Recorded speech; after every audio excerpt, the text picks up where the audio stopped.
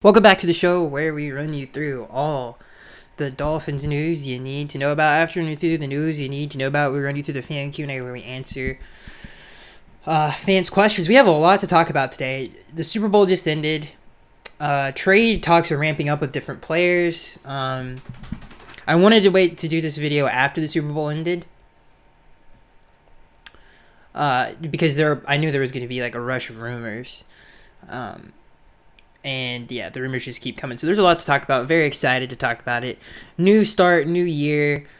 I think we're all looking forward to free agency and even the draft. There's so much excitement and kind of mystery to this offseason if you're a Dolphins fan, because either road that they take is going to be a fun one. Whether they stick with Tua and just go crazy on offense and build all these pieces around him, or they go the other way and get Deshaun Watson. I mean, Chris Greer did say this offseason is about playmaking and getting playmakers. So whatever happens is going to be awesome, and I'm very excited about it.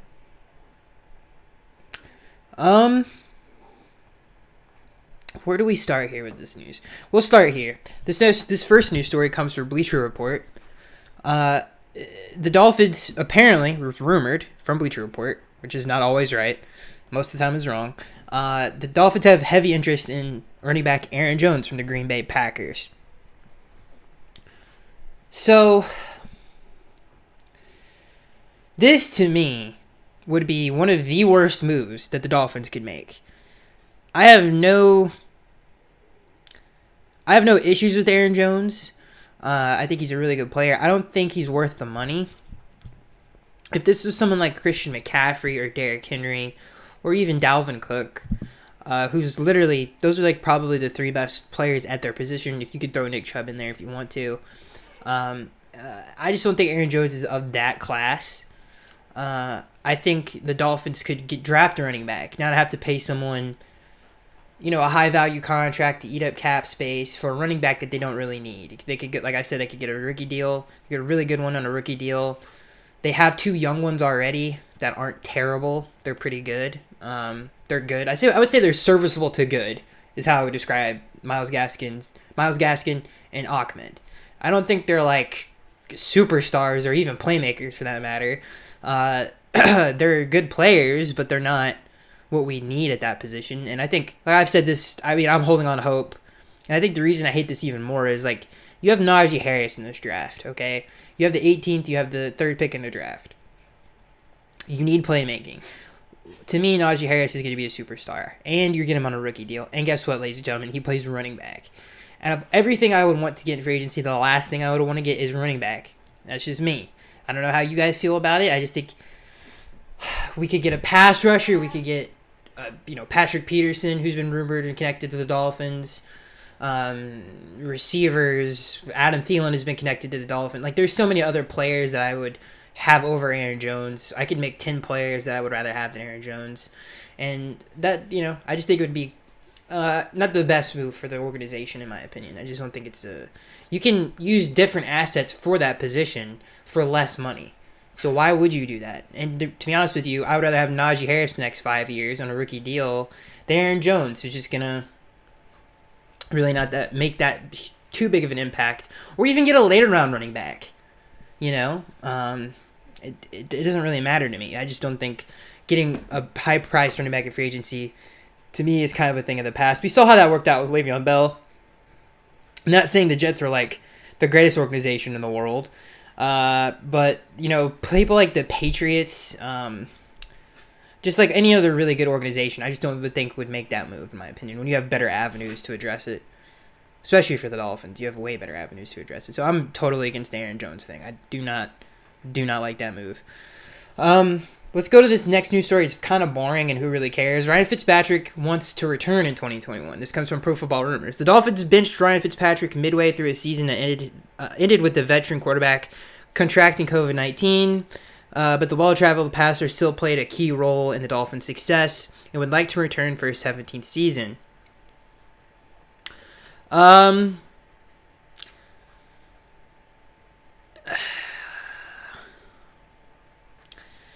I don't really have an opinion on this. I don't really care. I think that's my opinion. I don't really care. I don't know what else to say. If he comes back, cool. If he leaves, cool. Regardless or not, we need to know if Tua is going to be the guy. And I don't think any of us are looking forward to Fitz starting next year. It's just, I think that's pretty low on everybody's list. So yeah, I don't really care what happens with Fitz. I love Fitz, and this is not hate on Fitz. I love Fitz. Fitz did things that we haven't seen at the quarterback position in a long time. Was he stat stuffing on a bad team? Yes. Yes, he was. But he did win, especially the last year of, the last month of him. Really never got to start week 1 in terms of, he was benched for Josh Rosen. He did get to start that year, week 1, but he was kind of in and out of the lineup a lot throughout his career with Miami. But he gave us some great games. I think the best thing he ever gave us was obviously sending Tom Brady home. Not home, but we won his last home game as a Patriot in Gillette, which is awesome. In terms of the regular season, obviously they lost the week after that. I think they were in New England in the postseason, so technically not his last home game, but in the regular season was. But again, I don't really care what Fitz does. It is what it is. I don't think it hurts the team either way that much, because like I said, you kind of need to know what Tua is going to be. And if he leaves, God bless him. I hope he has a lot of success wherever he goes, because he gave us a lot of good moments as a quarterback. I mean, obviously, if we made the playoffs, I would probably put the Raiders game number 1, but we didn't. So I would say the Gillette thing, and then I would say the Raiders are 2. Moving on from that, this is interesting news, and I don't know how you guys feel, but I'm sure we'll get into it in the fan Q&A. But this is interesting. This comes from Pro Football Rumors. The Dolphins named co-offensive coordinators. The Dolphins searched for an offensive coordinator. Ultimately, they found 2. The Dolphins are set to split the job between running backs coach Eric Studsville and quarterbacks coach George Godsey, as Ian Rappaport of NFL.com has tweeted. Obviously, and again, that report comes from Pro Football Rumors.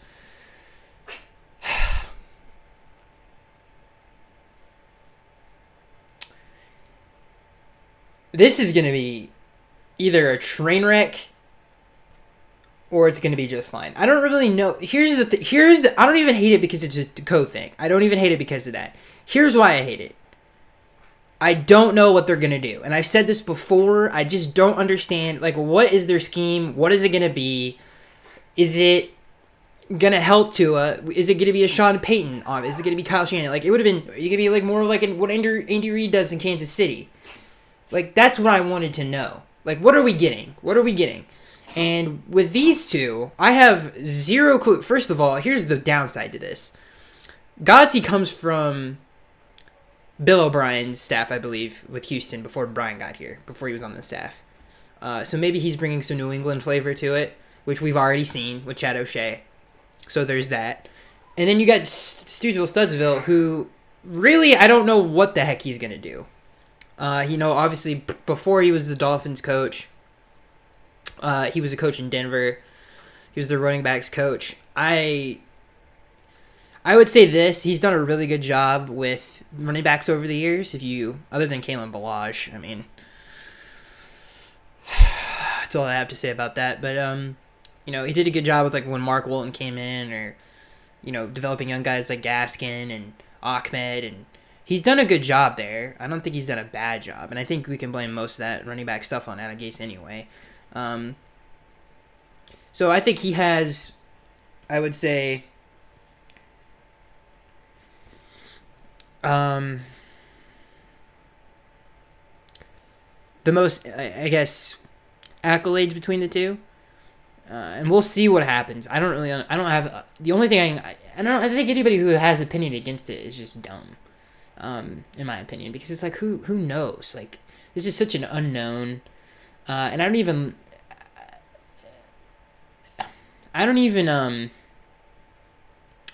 like I said, the code thing doesn't bother me. It's just, I'm interested to see what the heck this scheme's going to be, and does it help Tua out?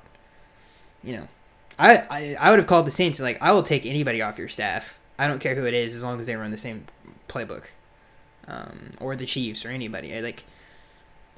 Give me your quality control coach, for God's sakes. I don't care. Whoever's been around the playbook, give him to me. But we'll see. We'll see what happens. I mean, there's nothing else to really talk about there. I think that's it for the news, ladies and gentlemen. I think we have we have one more case of news that I want to we're going to talk about it, and then we're going to leave it the heck alone, okay? Which is what we do anyway. I don't know why I said it like that, but anyway, the point is here, ladies and gentlemen. We're going to talk about Deshaun Watson. And I want to clear up some things that are not true that I've seen in the fan Q&A pop up in some of the comment sections in this channel. The thing that people keep saying, excuse me, sorry, I had to burp. Oh God, sorry guys. Now I got to sneeze. Sorry. Where was I? Okay, so the thing that people keep saying, we're going to clear some things up. We're going to talk about Deshaun Watson. We're kind of going to cover it all. Here's the first thing we got to say. Get this the heck out of the way right now. The whole thing that the Texans don't want Tua is not true. There was a report on Bleacher Report this was after the report came out that said the Texans don't want him. A report came out on, you guys can Google this. It was on the team stream if you have the Bleacher Report app. I do not have it with me right now. But if you want to, you can use your own fingers and Google this yourself. There was a report that they said that they actually loved Tua in the draft because obviously Nick Caserio, whatever his name is, came from New England, who is now Houston's GM, and that staff really liked Tua, and he still does. That's what was in that report. So they do like Tua. The second thing I want to clear up is, and I'm sure you guys have already read this, the Jets are out of the conversation. Deshaun Watson does not want to go to New York. That was reported recently. You can Google that too. I wanted to get that. That's the dumbest thing I've ever... Like, the whole Jets thing always bothered me because it made no sense. The third thing is... Is there a third thing? I think that's it. Those are the two things I want to clear up because... Especially the first one. Oh, here's the third thing. The third thing is obviously Chris Greer has deep Houston Texans ties because his dad worked there for a long time. And we've obviously had obviously a history with trading with that organization as well. So this could be like a, hey kid, here's a couple bucks here, if you know what I'm saying. Like it could be kind of a scratch my back type deal. I don't know. We'll see. I guess that's what people think when they think that he has ties to the Houston Texans. He does. And not to mention the fact that it's heavily rumored that Deshaun wants to come to Miami because of B-Flow. So those are all of, like, you know, you got your true detective, like, I don't know what you call it, all the evidence on the wall, and you're connecting all the dots and stuff. That's what that is. I mean, you can do with that information that you want to do with it. Who knows if any of it's credible. And honestly, who cares? I've stopped caring a long time ago. I think that's it for the news, ladies and gentlemen. We did 13 minutes of news, which is actually surprising. And I'm sure a bunch of stuff's going to come out tomorrow. But I waited too long anyway to do the podcast, so I wanted it to get that out there. I don't think we have anything else to talk about. I mean, my Super Bowl opinion is it was boring. It was disappointing and boring. The Chiefs' offensive line let them down. That's what happened. I mean, that and some of the flags were a little crazy, but I don't think that's why the Bucs won that game. It was definitely kind of a letdown, in my opinion. It was what it was. All right, so let's get into excuse me. Let's get into the fan Q&A. This is gonna be some fun here. Next question. Sorry. This first question comes from Mark. He says, whispers are getting louder. Either we need to come out and say that we're not interested or be aggressive and make the trade. What are your thoughts? He's talking about Deshaun Watson. I don't really care if they come out and say it or not.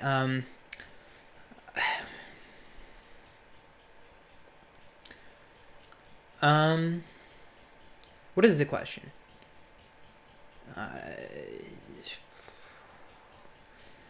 It's a tough question. This isn't a tough question, but the whole idea of it is interesting, I guess.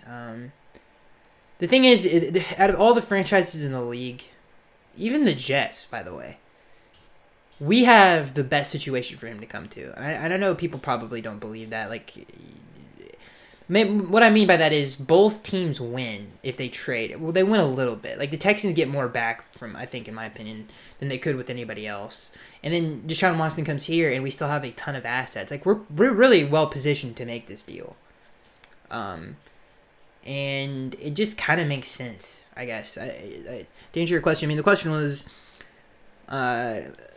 clearly we're interested, Mark. I think that's what the answer to your question is, because we haven't shot it down, number one. And the way that Tua answered the question, he's like, oh, all of it's out of my hands, makes so that obviously it kind of confirms that they haven't, called him up and said, you're the starter.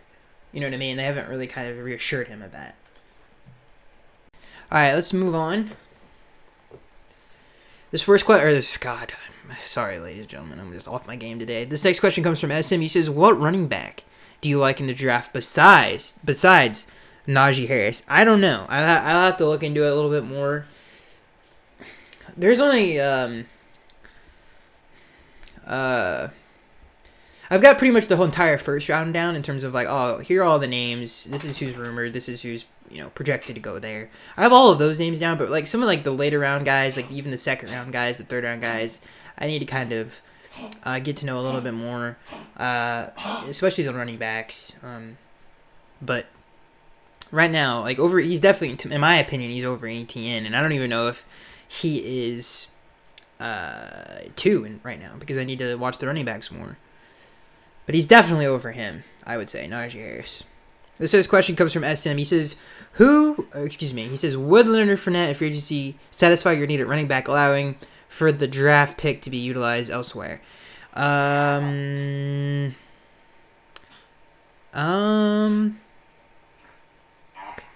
on how much he costs, I would say. This next question comes from Eric. He says, if Micah Parsons and Najee Harris are there at 18, who would you take? That's a tough question, dude. That's a good question. I don't really think that's gonna happen. Sorry if you hear the dog. I apologize. He's crazy. Both are scheme fits, and both fill needs. So this is Micah Parsons doesn't. He's kind of a tweener, and that's actually perfect for this defense because he can rush the passer and he can do a lot of other things, and that's exactly what this defense is. He's obviously very multiple. And he's a thumper, and he's young, he's fast, sideline type of a guy. So he's perfect for this scheme. This is such a tough question. Because I really would think about this. It's close, but I would go with Najee Harris. I would go with Najee Harris on this one. Because they both fit needs, but I would say Najee Harris. This next question comes from Vegas. I wouldn't be mad either way, by the way. I think those are 2 really good ones, Eric. And if that's the situation, I think we can all kind of be happy with whatever the decision is. This next question comes from Vegas. He says, question, do you think the continuity of Tua was partly the reason for the internal hiring of our OC tandem, and the Senior Bowl acted as a function test or proof of concept for this strategy?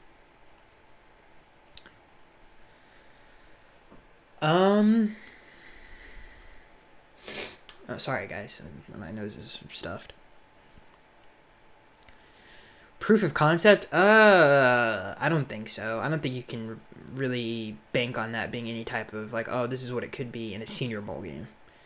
Where you can't even blitz and stuff like that. Like, I would say no. I don't think it was a proof of concept or anything like that. I think the game itself wasn't a proof of concept, but the actual practices and talking to other players and teaching them the plays, I think that was the proof of concept. And obviously I'm sure they've all kind of talked about what they want the offense to be, what they want to envision. And I think a big part of it was they're going to be here a while. They're not going anywhere. I think they needed more continuity and consistency there. Even though Chad O'Shea could have been here a while. Obviously the players didn't really vibe with him, and that's the reason he was kicked out. But yeah, I think the 2 biggest reasons this was the decision was, number 1, they're going to be here a while. Number 2, I don't think it was the continuity. I don't know. I can't really say what the second one was. And I guess the only thing I can really say is the continuity. They're going to be here a while, and I think the Senior Bowl really just served as, okay, these guys can, they're good teachers, I would say. But I don't think the game itself, in terms of calling a game, really mattered that much because you are so limited in a game like that. It's nothing like a real game. This question comes from MC. He says, do you think if Miami traded back, we could still get to top or equal talent with all the good players coming out in this draft? Yes, I do. Depending on how far they trade back, obviously. But yeah, if they traded back, it would be okay. This next question comes from Diaz. He says, what would you think of the possibility of the Dolphins trading back with old Dan Campbell for their first-round pick this year and one of the Rams' first-rounders they just acquired? Oh, man. I mean, yeah, that would be a great deal, I think. I think so. This question comes from Vegas. He says, if Howard asks for more money and holds out, do you think we trade him or meet his demands? Well, we know he's going to ask for more money. And I think there was a report that, I don't know if he'll hold out. We'll see. Do you think we'll trade him or meet his demands? I think we would meet his demands. He's a first-team All-Pro. It's hard to get rid of a first-team All-Pro. And by the way, to go in more detail on Diaz's question about what would you think of the possibility of the Dolphins trading back with good old Dan Campbell for the first round this year, and that would obviously be a huge steal. I think you would do that, and plus I think you could still get Devontae Smith and or Jamar Chase at 7. This next question comes from Vegas. He says, why do fans automatically use a dual offensive coordinator scenario wouldn't work? Well, He says, why do they automatically assume a dual offensive coordinator scenario wouldn't work? Given the staff's track record, why are we so pessimistic about everything? I don't know why that, because they're... Sorry, I dropped the mic. I don't know why, to say it's not going to work when it's never been tried before, I think is stupid. I don't know. I think the thing that's the biggest mystery is what kind of scheme is it going to be, and we'll see. This next question comes from Vegas. He says, is Devontae Parker a number 1 receiver or a really good number 2? That is a great question.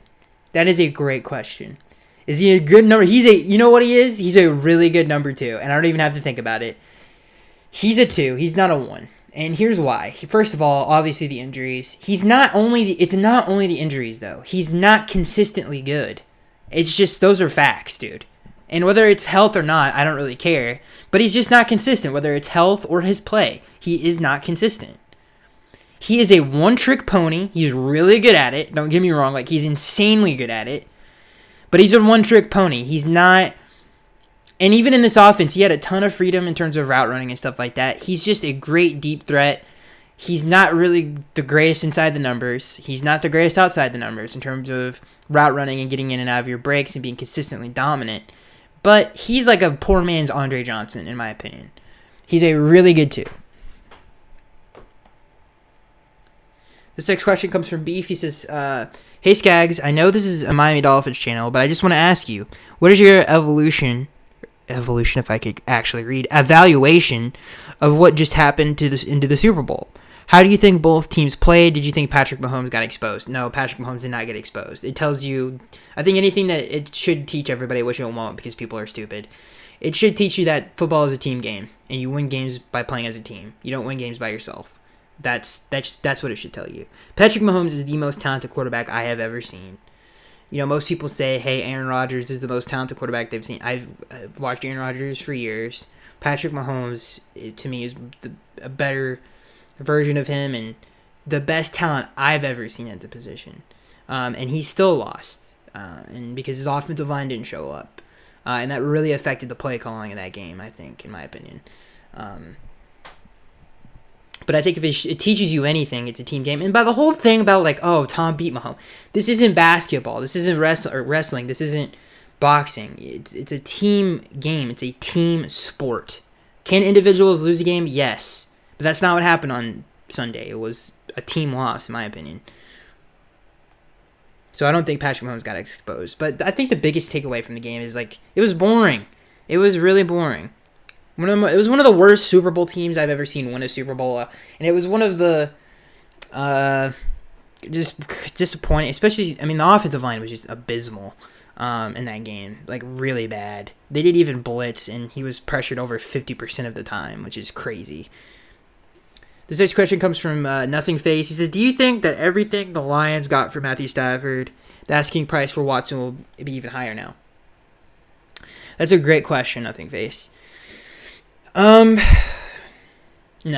I don't think it will be. I mean, there's so much minutia that goes into that trade. Like the whole thing that Goff. First of all, the funny thing is the Lions could have got a better deal from the Panthers, but they didn't get that deal because Matthew Stafford didn't want to go there, and they honored that, and they ended up trading him to Los Angeles, which I thought was very interesting. If I was the Lions GM, I'd be like, too bad you're going to Carolina, and I'm going to get an 8. They would have had the 7th and 8th pick in the draft.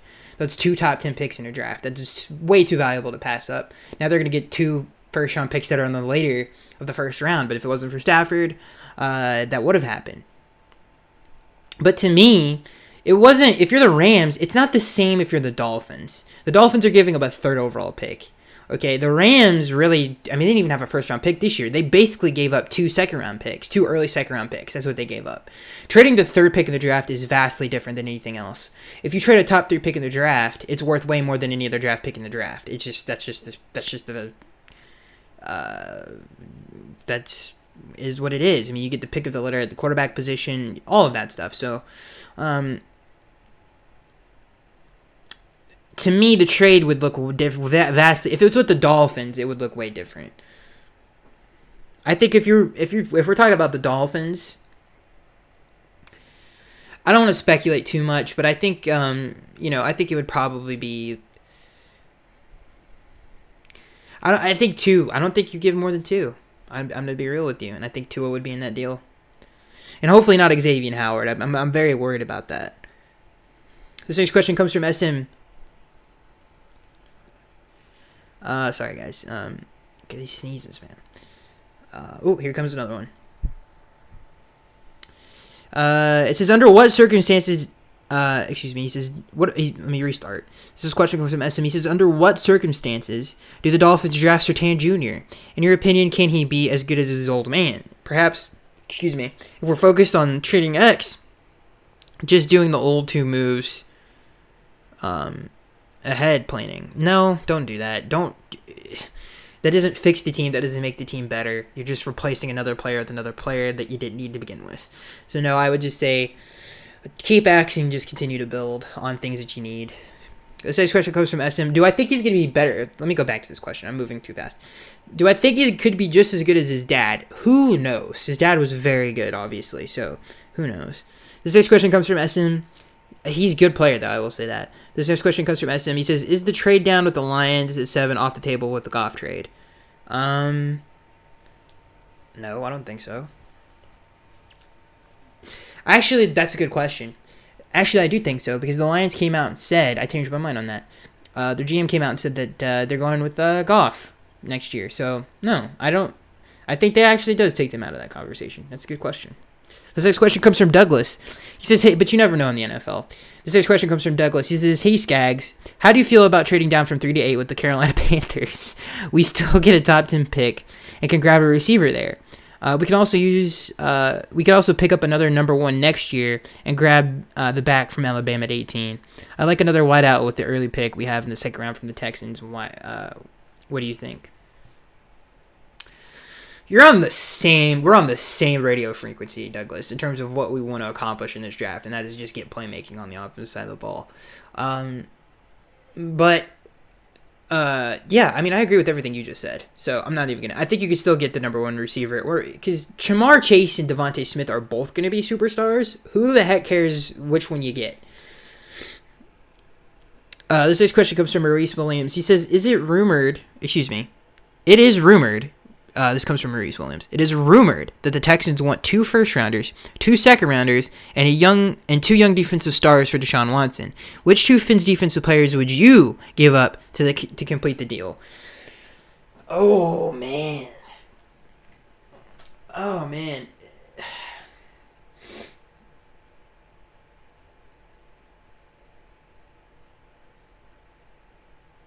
I would give up Igbenogany. Because we don't, I think they would be okay with that. I would give up And it didn't say stars. It says young defensive players. I'm pretty sure. Maybe it said stars. I mean, we don't really have super other than X. Who's a superstar or a star on the team? We do it as a unit. Our scheme is really king. It's not really the personnel. I would say,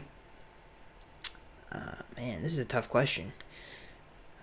I'm not giving up X, so I would have to say, this is so tough. You know what? I think I could sell them on Brandon Jones and Igbenogany. Even though I don't really want to do that, I think I could sell them on that. So I would say that. I would say that was the only thing I would really be okay with. Like Jerome Baker, I really like, and it would be hard to give him up. I would give him up for Deshaun Watson, but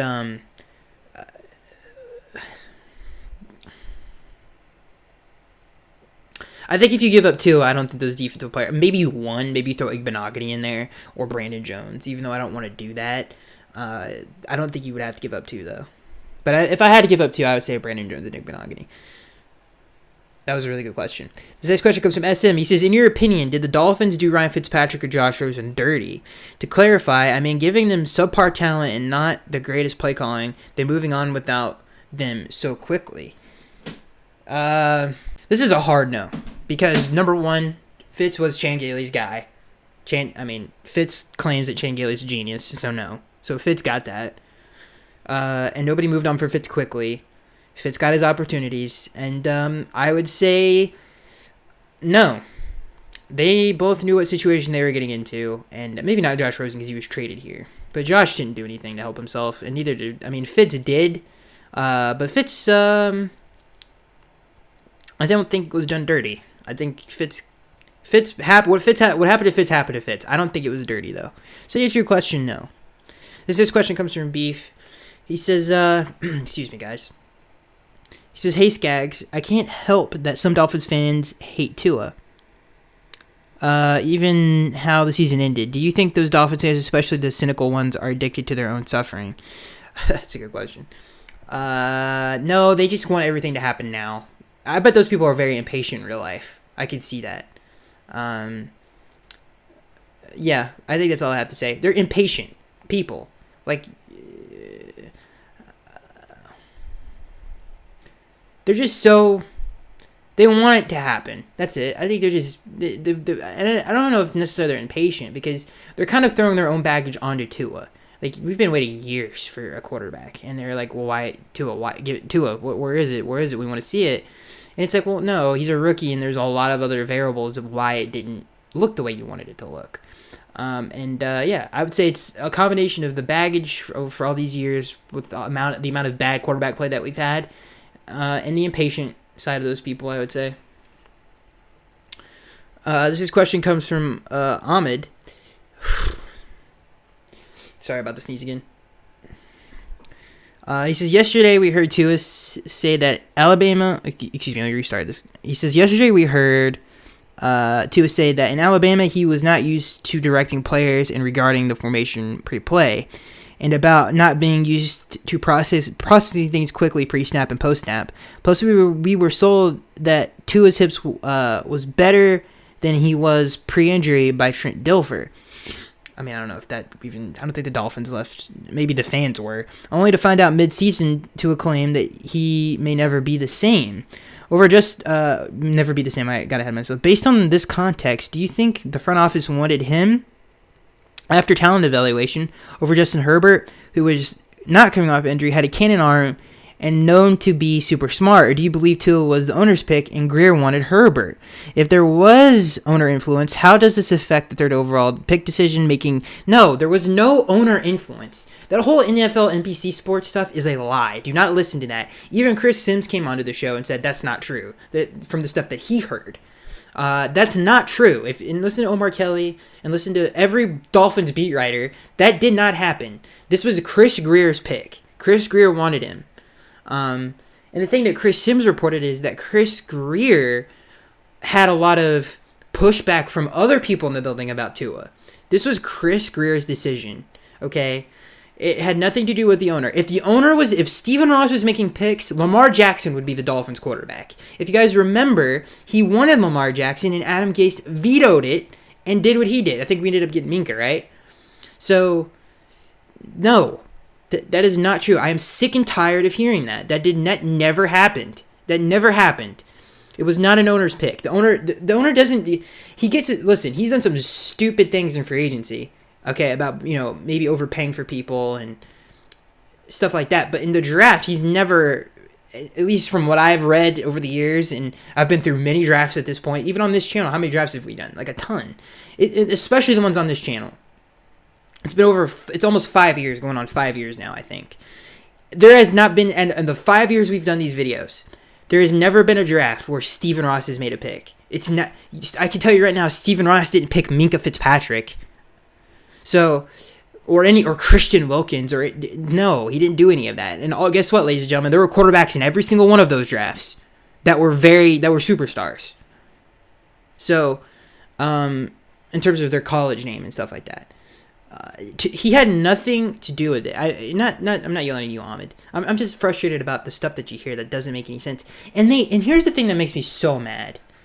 Is the people that report this stuff, and dude, there was a dude contradicting what he said in his own show and said, no, I was told something different. They say it like it's the gospel, like it's set in stone, like this is a fact. No, it's not, okay? The dude just told you it wasn't true, but you still write about it and say that it's a fact. Or at least people take it that way, I guess. But yeah, that's one of the more frustrating reports that I've heard about Tua. Is like, oh, this is the owner's pick. No, it was not. It was not. If you read the beat writer stuff, if you listen to the beat writer shows, if you read about all of the stuff that's close to Miami and people that are close to the organization, that never happened. So yeah. This question comes from SM, and it's not Uok. It's just this is dumb. To me, it just anytime I hear about it or listen to it, or it's like, no, that is not true.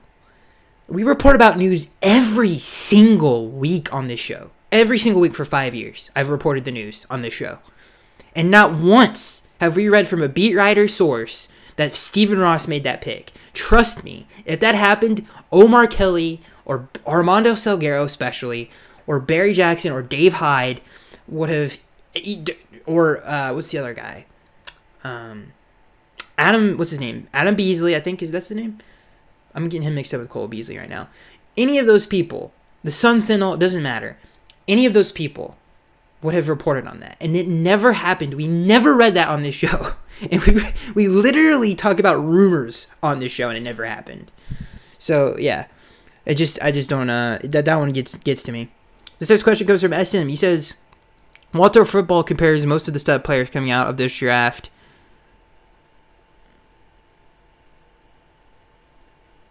in this draft, I like to use this as a reference tool. Devontae Smith compares to Antonio Brown. Okay, fine, but Trevor Lawrence compares to a better version of Ryan Tannehill. Thoughts? Ooh. Devontae Smith. Remember they compared Corey Davis to Antonio Brown? And we all know how that worked out. Plays nothing like him. No, Devontae Smith reminds me more of Marvin Harrison. And I would say Jamar Chase reminds me of Andre Johnson. And I would say Trevor Lawrence reminds me of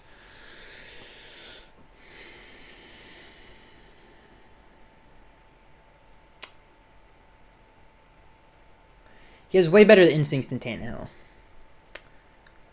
He plays very differently than he does. He's way more of a gunslinger too.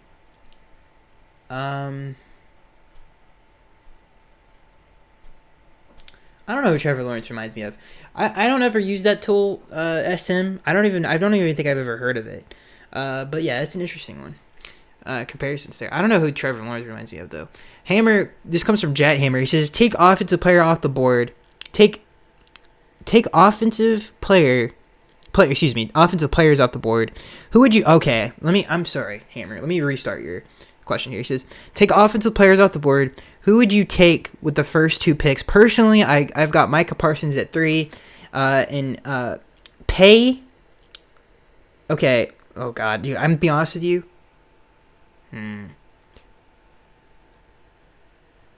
I need to do more on the defensive side of the ball too. I know a lot about Micah Parsons, like Surtain. Who else do I know a lot about right now? There's not a lot I know about the first round right now. Even though I just said I got most of the first round down. When I said that, I mean mostly the offensive players. You talk about some of the tackles, the receivers, the tight ends. Like, I know all of like those guys pretty well. But some of the defensive guys are a little spotty on other than like Parsons and Surtain. There's another corner that I'm forgetting, that the LSU corner. I know a lot about those guys, but not necessarily some of those other guys. This next question comes from Richard. He says, what about drafting Missouri running back Larry Roundtree?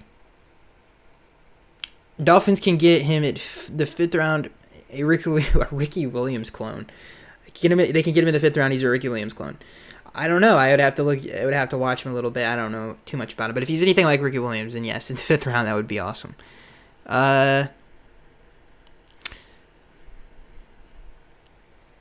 Excuse me. Sorry, guys. This next question comes from SM. He says, forget Watson. He's already making tons of cash. What does that mean? The best question to ask is, what would you be willing to give up for 3 to 1 for Trevor Lawrence? He's already making tons of cash. What does that mean, SM? What does that have to do with anything? No, I'd rather have Deshaun Watson than Trevor Lawrence, to be honest with you. If I'm going to give up all that, there's no way I would be taking a chance with someone that has not played it down in the NFL. This next question comes from KC Fanatic. He says, hey, Skag, seems to me the idea is to get to the Super Bowl and win. Therefore, what do the Dolphins need? Yes, that is the idea. We have most of the pieces on defense. We have a good coach. Is it playmakers, the other studs from the Texans, J.J. Watt, maybe? We have a good coach. Is it playmakers? It's playmakers on offense, I would say. This question comes from Beef. He says, hey, Skaggs, are you going to watch the Super Bowl? Oh, yeah, I did, and it was awesome. I always watch the Super Bowl. Of course, I always watch the Super Bowl. This next question comes from Kid. I said it was awesome, but it wasn't. This next question comes from Kid or KID. He says, how disappointed are you in the co-offensive coordinator promotions of Godsey and Stutesville or Studsville? With all the coaches that are still available, who would be your number one candidate? I'm confused to say the least, but I will still trust Flo and hope for the best. Fins up. Fins up. Oh, I struck the mic again. I'm sorry, I'm doing a little back stretch here. Oh, you gotta get the back.